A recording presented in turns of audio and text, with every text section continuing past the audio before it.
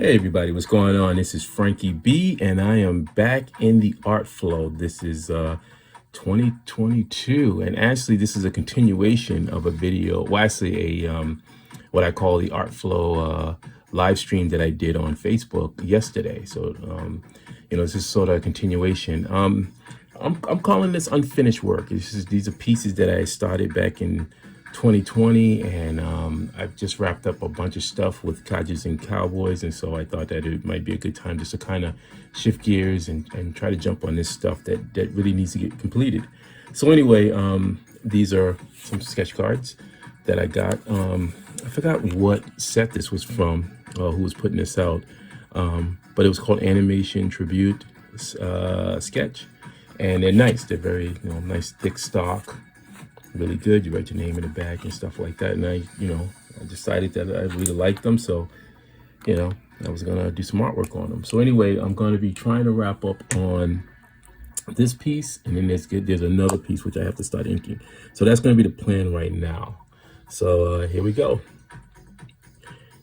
Yeah, it's been, I have to say that now that I'm in the arena of pretty much a creator, co-creator with Matthew on Codgers and Cowboys, it's definitely a different kind of I've been a creator before, co-creator before, but this time seems a lot different. The way it was handled and stuff was a lot different, and I like that. It just feels really good to be back into the mix and stuff. Over the years, I've always had people always asking me like, "Hey, when are you gonna do some comic book stuff or whatever?" And I was like, "Yeah, if you want to see the comic books that I've done, you can do a Google search, and my name and in comics, and it should pop up. I think Comic Vine has a bunch of stuff, a list of some comic books that I've worked on, that I've been part of. I'm pretty much one of those artists that have done short stories and things like that, and pieces that have appeared in various comic books and stuff like that. So yeah, I've actually worked on a few, actually, a pretty substantial amount, actually, not even a few, a substantial amount of books. Albeit they weren't like the biggest thing. I think yeah, I did some artwork that appeared in Dark Horse comic, which was nice. And then let's see what else. I've done stuff, some artwork that appeared in Silent Press. So yeah, I've been in the mix. The only difference was that I never really promoted myself. At the time, again, I was doing a lot of stuff in advertising, and I've always sort of looked at my myself as an artist who is more part of the art industry in a whole, instead of just a segment of the art industry, which comic books would be like a segment of it. Just like when I did animation, it wasn't just like I was wholly an animator. And I wasn't even an animator. I did concept stuff, concept artwork, and I also did storyboards mostly. So I wasn't an animator, but I learned a lot from many of the animators and my roommates, my ex-roommates who I had. All right, let's see. Oh, I almost forgot. See, look at that. This is going to be a mashup video, like many of my other videos. If you go to my channel, this is where I'm talking a little bit, just a little bit, and then I switch over to hyperlapse, and that's when it gets speeded up, and then it's just music and stuff. I find them to be really good. As I've said before, and I'll keep saying, my channel is not one where I would I want people to look at and say, okay, is it a tutorial? Because I'm not interested in having a tutorial. I'm a working artist. I make my living through my art, and I'm not a teacher. I don't consider myself a teacher.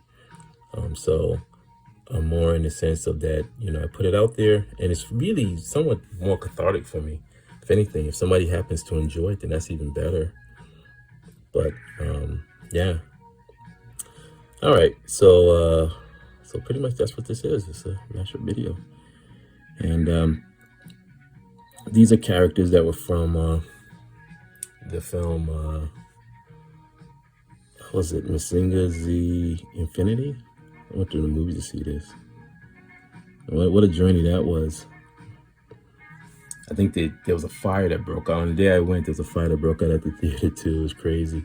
Something in with the popcorn or whatever. And I was like, oh man. And then it wasn't a big fire, but they had to stop the film. Everyone had to go outside. And then I'm like still waiting around, me and a bunch of people saying, oh, we're going to still see the movie, because the movie only had a limited release here in America. And so they were like, oh yeah, you still see the movie? And so, oh yeah.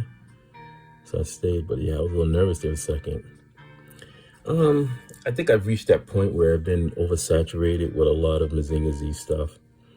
I think that Mazinga Z has now become, in my own personal opinion, let me just say that, is that it's in the same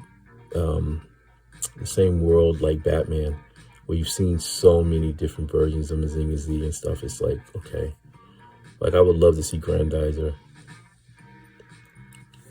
All right, so the idea with this piece is that it's pretty much, I just think of it more of a workshop, and like her mecha is being put together and stuff, and the point of, so I get to draw all the innards and stuff like that. I've always been fascinated by that when you see the artist draw the internal mechanisms of mecha or robots. I'm assuming that I'm probably going to have to end up doing something like that when I get some free time for Codgers and Cowboys for B1. Yeah.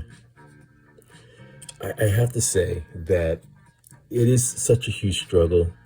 And I felt the struggle before years ago when I was doing comic book stuff, my own stuff, where you want to talk about what you're doing. You want to be able to show people and say, boom.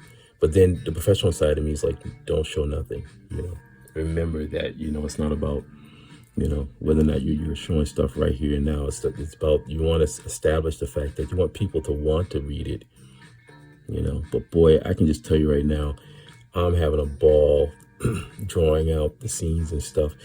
I'm more of a student of sequential artwork. So that's coming from storyboards, keyframes, which in turn goes right into comic books as well, because I consider comic books sequential artwork as well. Excuse me.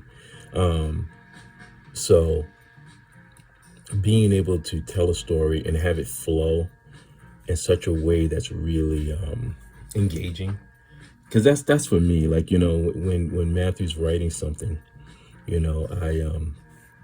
look at it, I read it, and I go over it, and then I start thumbnailing it.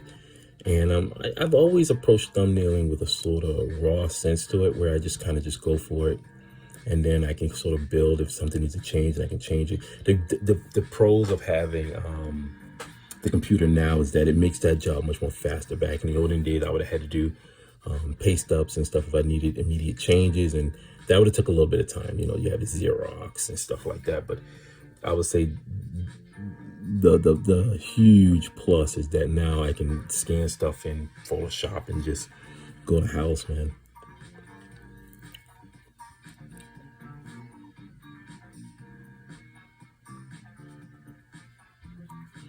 All right.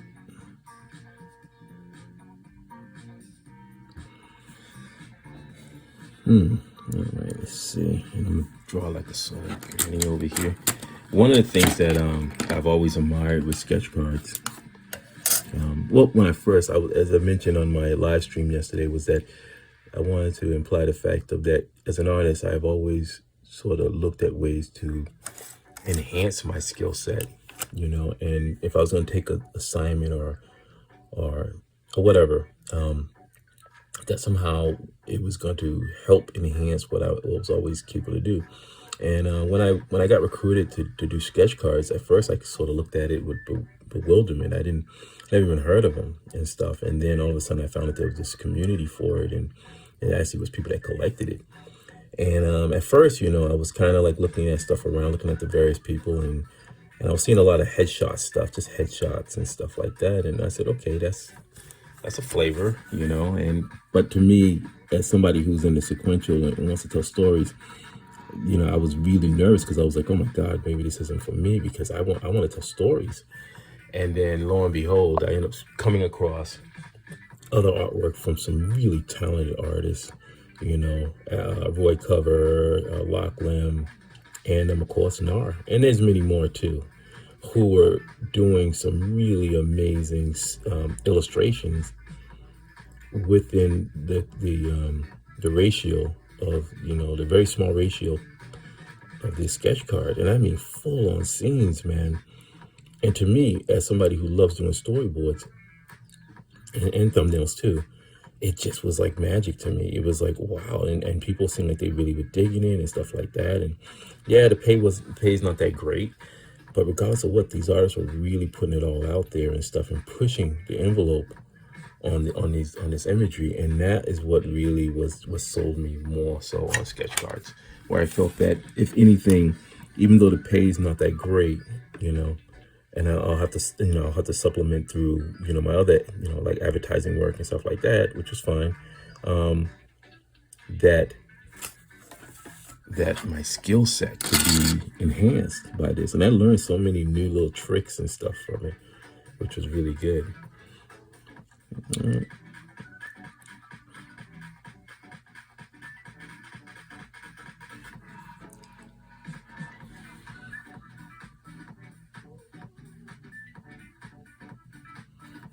Draw a little smoke underneath there. Like it's just.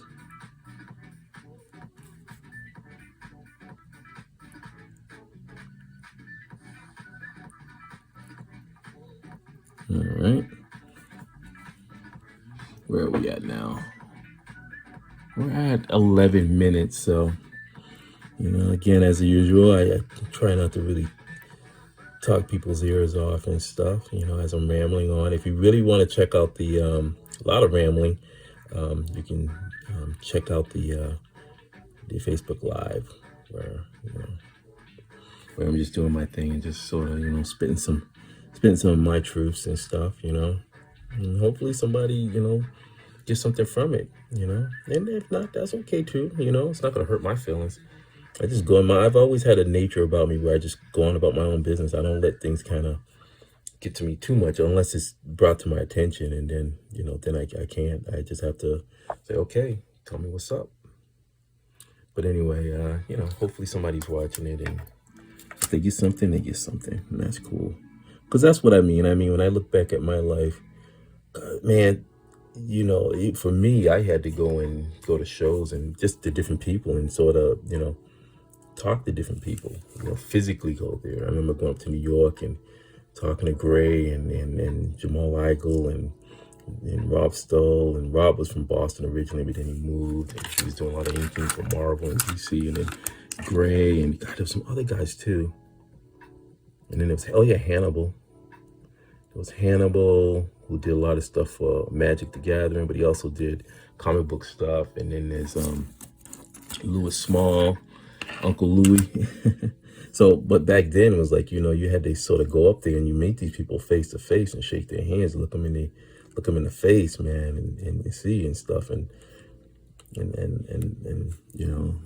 you could talk to them and they school you, but school you not in the sense of like sitting there like taking out a book like a teacher, but more like you just was there and you listened, you partook in the knowledge that they were offering, and that was really appreciative.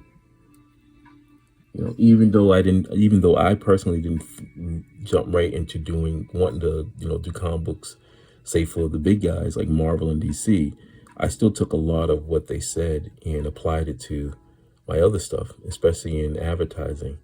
And in which point I got some amazing gigs just doing comic book related stuff, because they were like, oh, he's the comic book guy, but also, I could switch over and do advertising stuff, so it was pretty cool. So anyway, all right, so we're at 14 minutes. So with that said, I'm going to switch over to Hyperlapse.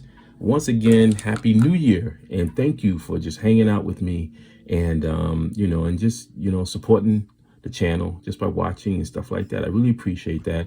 I got a lot of stuff on there, so feel free to dig through it and look at it and have fun with it. And if you don't mind, hey, If you feel that it's good enough, please feel free to tell other people about it and share it. So with that said, keep that art flowing.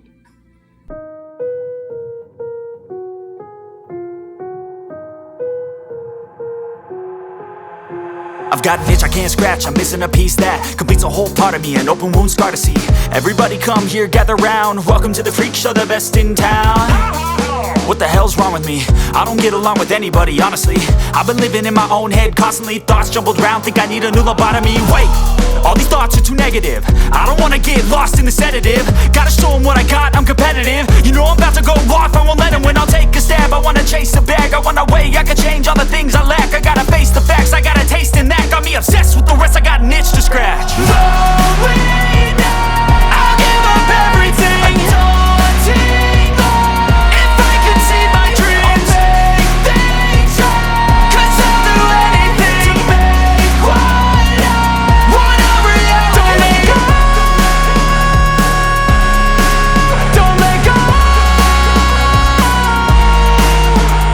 I'll make things right. 'Cause I'll do anything to make what I want a reality. I just wanna find a way out, sick of the venom in my brain. Running from the past, wanna escape my pain. I just wanna be a better person, I deserve this. I just wanna break these chains. Always asking for greatness, true to myself, I never fake it. Seen too many once that I so they get famous. And when I say the truth, most really can't take it. In spite of everything I've been through, I'ma make it. Fake friends, but on my downfall is toxic. Day one, started to outlaws for profit. Now all I do is write verses, no talking. All I do is put the work in, no option. This was everything I ever wanted. Created a legacy off of me just being honest. And the fake ones hate, but it's all to no avail. They wanna see me lose, but you know I never fail. I'll give up everything, daunting if I can see my dream, make things right. 'Cause I'll do anything to make what I want a reality. I'll give up everything, daunting if I can see my dreams, make things right. 'Cause I'll do anything to make what I